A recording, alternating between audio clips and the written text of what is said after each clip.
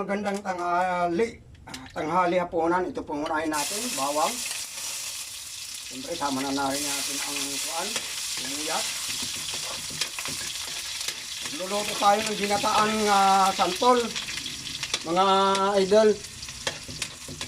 Luzon, Visayas, Mindanao. Ito po yung luya, siyempre.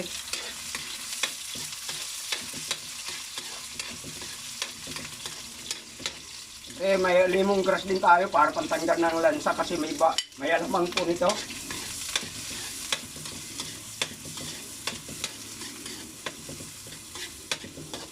Bilis mag-init ang kawali kasi malakas ang apoy. Tapos siyempre yung pampagana, yung sili. Lagyan na rin natin. Yung mga taga Bicol kasi magagaling ito sa lutong santol nga ginataan. Ito po, may karne po tayo. Ito lang ating nakayanan.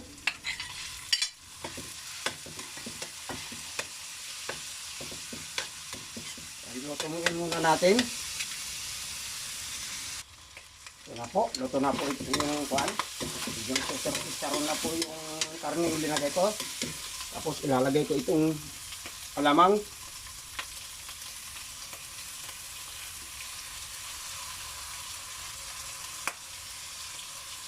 Hindi ako kanang 50. Pag isang buwan na itong ulam, mga idol.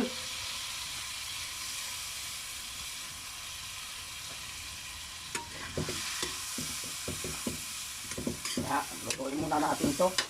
Kaso lang, sana may asukal nito para may kunting balansin ng alat. Ito na po, idol. Luto na po itong alamang na ito. Ito po yung aking kinuan, yung ginadjad nga santol. Pinigaan ko po ito, idol. Comment po yung mga taga Bicol kung tama po ba yung pagluto. Kasi mga Bicolano daw, kahit hindi Bicolano yung nagluluto nito, kung tama po ba ito.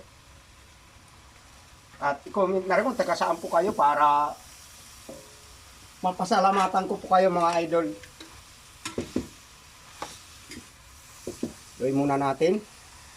Ito na po, idol, yung pangalawang gata. Yung hinugas ng kapitbahay. Bakit sabi daw hinugas ng gata, ng nyug? Hindi, bakit nahugasan ba ang nyug?